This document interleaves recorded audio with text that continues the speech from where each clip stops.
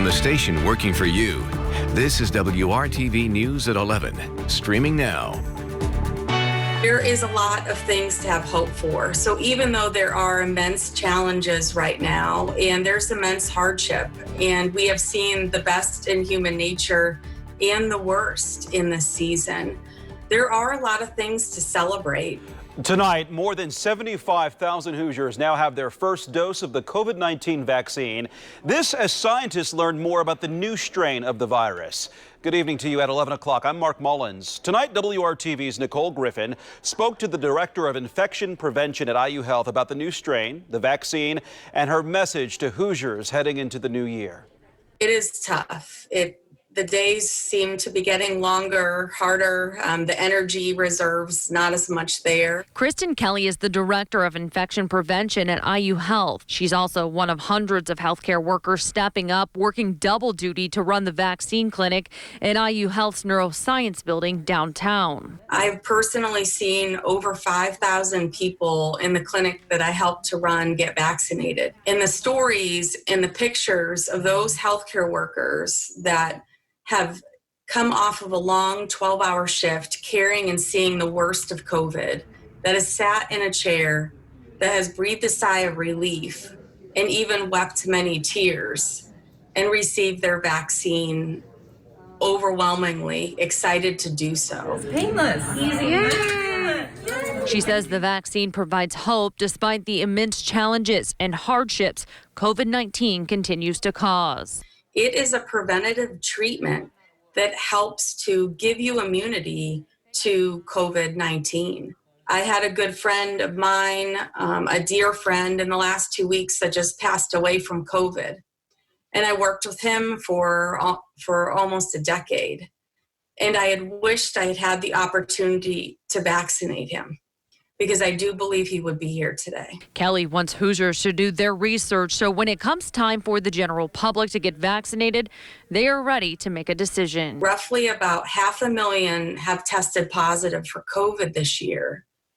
There have been over 75,000 vaccines. So we know that roughly 6.1 million Hoosiers will either get the vaccine or they will go on to get COVID. And while it sounds okay to play the odds there and say, oh, well, I don't trust this new medicine, COVID's not that bad.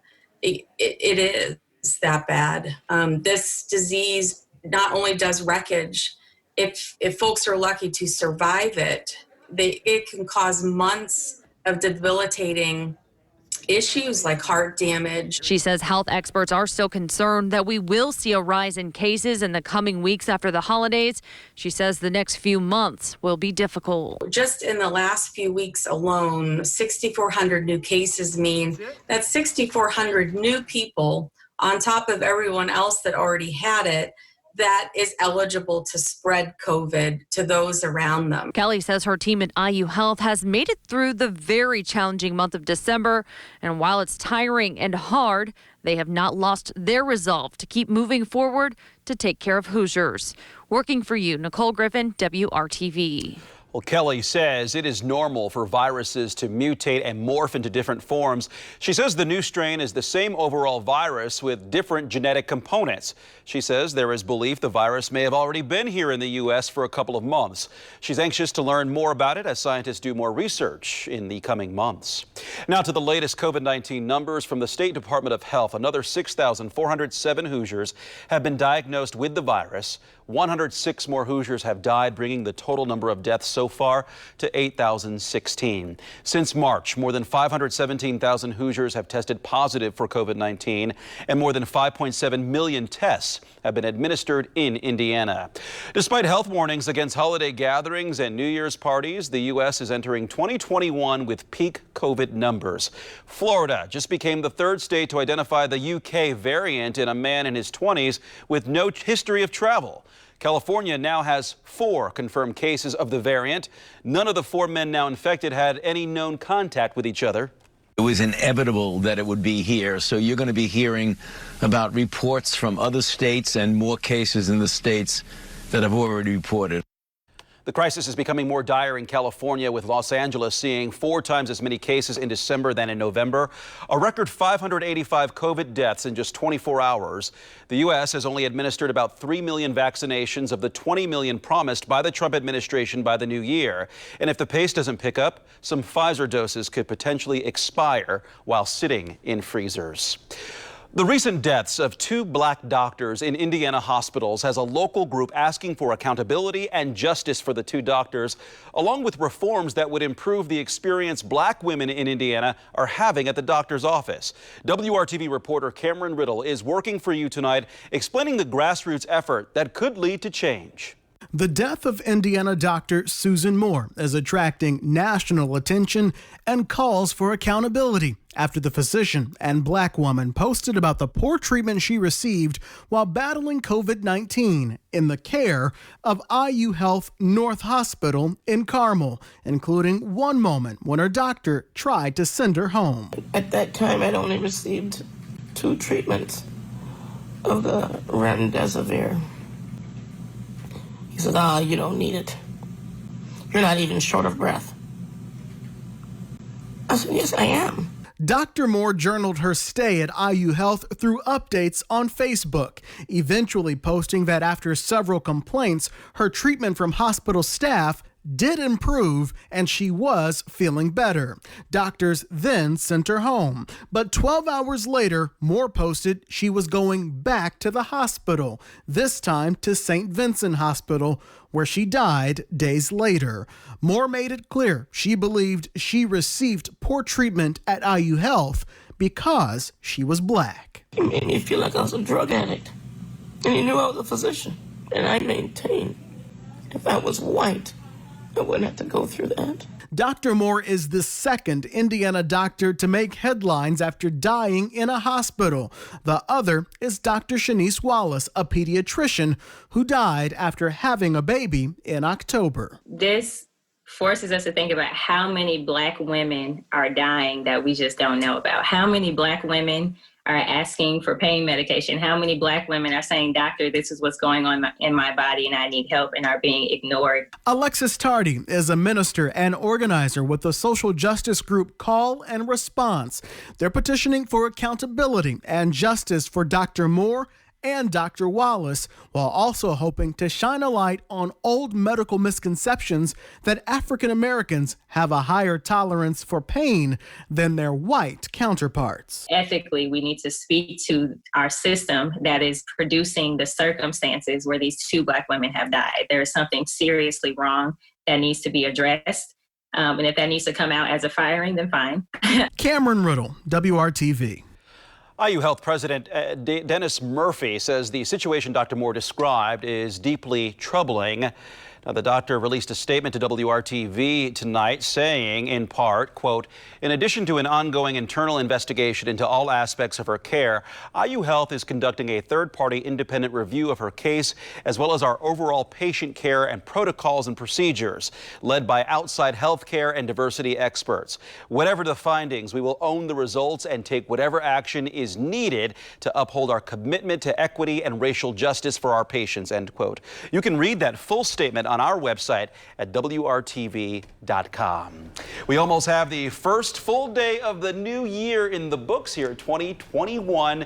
And it was an overcast, dreary day out there. Meteorologist Kyle Mounts has a look ahead to your weekend now. Kyle. Yeah, Mark, not our best start. We had some freezing rain, few slick spots out there earlier this morning. Hopefully you didn't lose your footing out there on the sidewalk. We picked up officially in the city 1/10 of an inch of freezing rain, but even after the temperatures warmed up, the rain continued to fall, about 3/4 of an inch of wet weather here falling in the city. And as you can see tonight, things have really quieted down. Bulk of the system is now off to our north, and the colder air is starting to spill back in here. We've still got some middle 40s around Connorsville and Columbus, but down to 38 in Indy and 35 in Crawfordsville. So as we go through the next 12 hours, those temperatures dipping down close to the freezing mark. So some of the standing water possibly refreezing, an isolated slick spot tomorrow morning. As we go into tomorrow night, yeah, we don't get much time to catch our breath. More snow on the way. We'll detail that system in just a bit. We'll see you in just a few. Thank you, Kyle. The city of Indianapolis has recorded its first homicide of 2021. Officers found 2 men shot early this morning at an apartment on the 9300 block of Norcross Court on the city's north side. 62-year-old James Anderson Sr. died at the hospital. Police say the other victim is stable. Police have no motive or suspects at this time. Unfortunately, the gun violence that outraged our city in 2020 did not stop when the ball dropped this New Year's Day. Working for you, WRTV's Rafael Sanchez talked with the police chief about whether Indy is already a city in crisis for 2021. We are beginning 2021 the way we ended 2020 with gun violence. Already, Reverend Charles Harrison has tweeted that Indy is a city in crisis. What say you? Well, I can certainly agree with that sentiment. Numbers have been much higher than we'd hoped. Unfortunately, we already have our first murder of the year. And that's not the way you want to start it. But ultimately, I'm hopeful. We have some plans to try to help out in that area. Can you give me 1 or 2 things you're hoping to do different in 2021 that you did not get a chance to do in 2020? You review what happened in 20. You take stock of what went well and what could have been done better. I think one of the things we'll be looking at is just, along with the beat policing, freeing up officers to be able to be in the right place at the right time. The mayor, you have also pinpointed that COVID-19 had a major impact in the way you were able to do your job. But you also have pointed in the past that things like hunger and poverty also impact the homicide rate, which we saw at record numbers in 2020. Chief, is it time for you to recommend to your boss, the mayor, and to Dr. Virginia Kane, who runs the health department, to call for a public health crisis? I don't know if that's my place to call for it. I obviously trust in the mayor and Dr. Kane's decision making. I'm sure if they feel that's what needs to happen, that's what they'll do. I would certainly support that. I'm also concerned with the things like housing and job securities and food securities and education. All those things are going to ultimately impact the city, which means it's probably going to impact my officers and the type of crimes that they have to respond to and the things they're going to be asked to do. So I can certainly see going that route. It'll be interesting to see what that exactly means as far as the police department is concerned, how we can help out in that issue. Metro Police Chief Randall Taylor, thank you so much for your time, and Happy New Year to you and all the officers on IMPD. Thank you too, sir. Chief Taylor is awaiting the results from an independent review of how the department performed during the summer's protests. The report was to be completed in December. A federal appeals court has cleared the way for the only woman on federal death row to be executed in Terre Haute before President-elect Joe Biden takes office. The ruling was handed down today by a U.S. Court of Appeals panel. The panel says a lower court judge erred when he vacated Lisa Montgomery's execution date in an order last week. Montgomery had been scheduled to be put to death in December, but the judge delayed the execution after her attorneys contracted coronavirus while visiting their client. The appeals court ruling means Montgomery could be executed as soon as January 12th. A lot of businesses have had to put the brakes on operations because of the pandemic, but that's not the case for the bicycling industry. Up next, why some businesses are actually gaining momentum. Only at Hardee's. WRTV's We're Open Indy is our commitment to you to make sure you know what businesses are available during this pandemic. And 2020 has been a tough year for many industries, but bicycle businesses are so busy, they're backlogged. WRTV's Megan Shin spoke with a bike store owner who says customers are waiting for up to 1 year for their bicycles. If you step inside the bike line in Broad Ripple, you'll meet business owner Jimmy Rivard and his team. And after 41 years of business, this year was full of firsts. When the pandemic first presented itself, we were as scared as anybody. So they prepared for the worst and found the best results. Craziness. It's been the busiest year we've ever had by far. So busy, the store sold out of bikes. It started as COVID came on in the spring. And people have been buying bikes nonstop ever since. So they're trying to get outside, get exercise, get out of the house. And cycling is a very safe way to do that. Now, most of the bikes Rivard and his team have received in the store were sold before they arrived. We've never had to back order bikes before, and now we have well over 1,000 bikes on back order all the time. So customers like Sherry Owensby, who ordered 6 bikes back in June, are still waiting for 3 more of those belated Christmas gifts. I was really shocked. I really thought, maybe we'd be the end of summer, maybe a couple months. But when he said November 1st, I was like really shocked. And then when we got to November and we called and they didn't have any of them in, we were like, oh no. Really hard to tell people that. Rivard says the delay is because of the pandemic. It's the parts manufacturers, it's distribution, shipping, many layers. Now customers like Owensby are working on patience, not pedaling, at least for a little while longer. They're frustrated too, obviously, wanting to get everything in right away for their clients, but it's been really good. They've worked really well with us, and they're just kind of, like I said, waiting like we are. Working for you, Megan Shin, WRTV. Well, if you are one of those diehards that gets out there this time of year and rides that bike around, tomorrow should favor a little better out there for you than this morning when we had that thin layer of ice across central Indiana. The temperatures, they're well above freezing at this point. We're at 38 now in Indianapolis. We did make it into the 40s, though, earlier this evening. 36 right now in Lafayette. There's that west breeze, though, that's bringing in some of that colder air.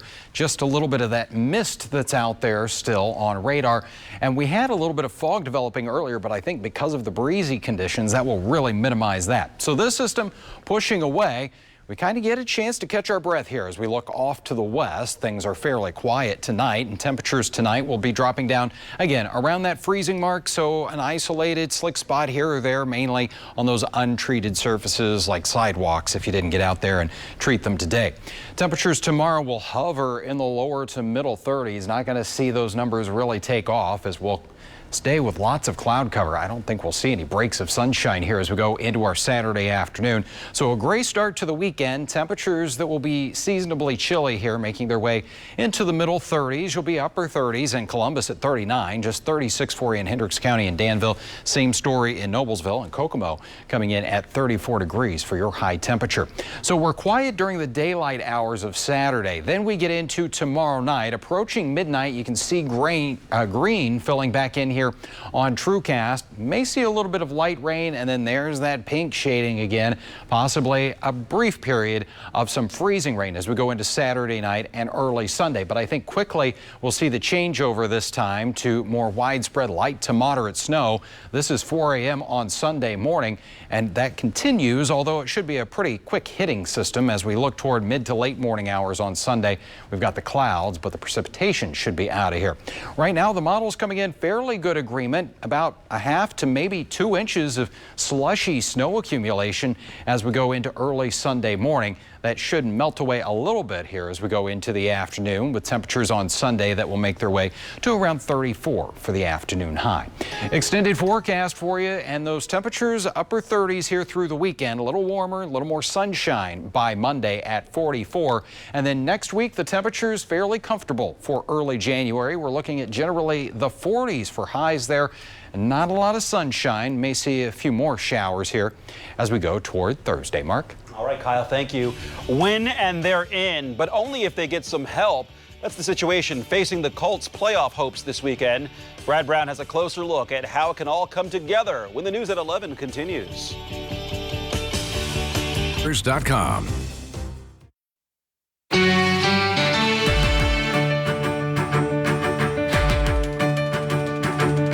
Remember all the way back to week 1, the Colts lost in Jacksonville. Didn't seem like so much at the time other than a rocky start to the season. Well, that game might turn out to play a huge part in keeping the Colts out of the playoffs. Sunday's loss to Pittsburgh has the Colts entering Week 17 on the outside of the AFC playoff picture.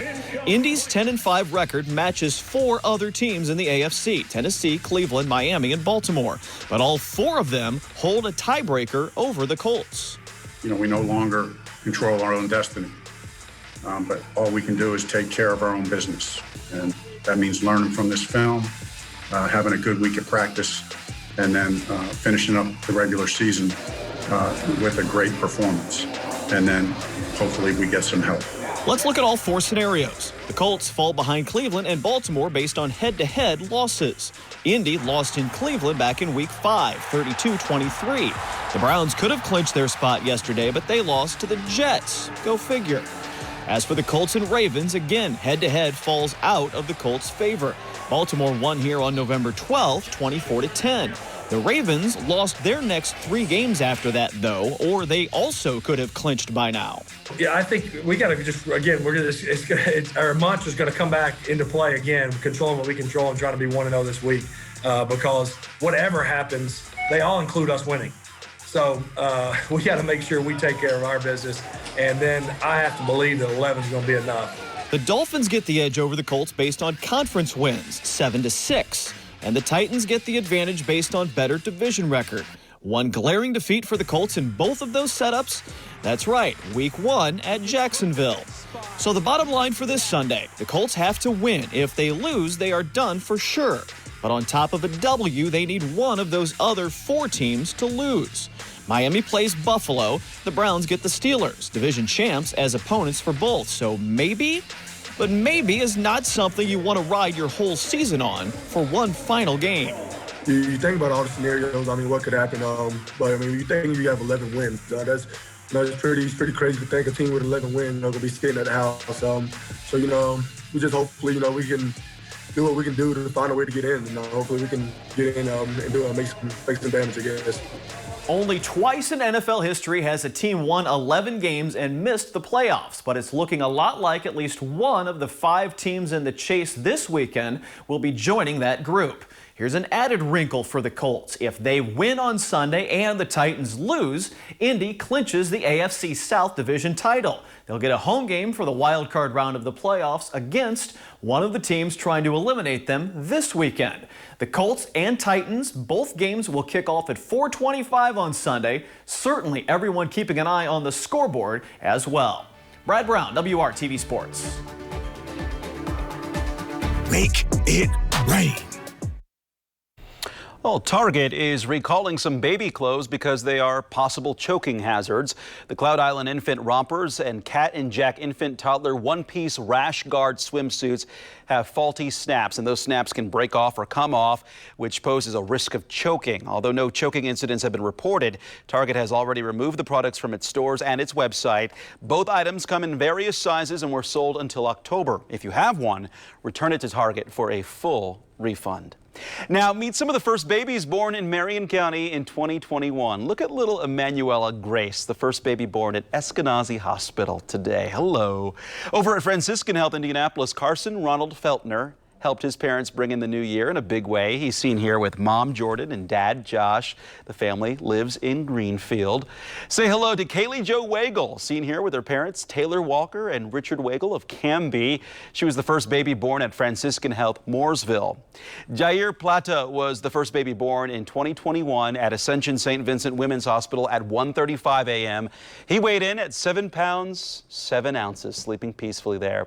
Caleb Jeremiah Knowlton was born at 9:15 a.m. at IU Health Methodist Hospital to parents Paula and Brian Knowlton of Indianapolis. Hey, you guys, Caleb will join 6 brothers and sisters at home. Adorable. Welcome to the world, kids, and those bundles of joys are going to need to bundle up as they leave the hospital. Temperatures in the 30s this weekend, Mark. All right, and thanks for joining us. Have a safe weekend, everybody. Good night.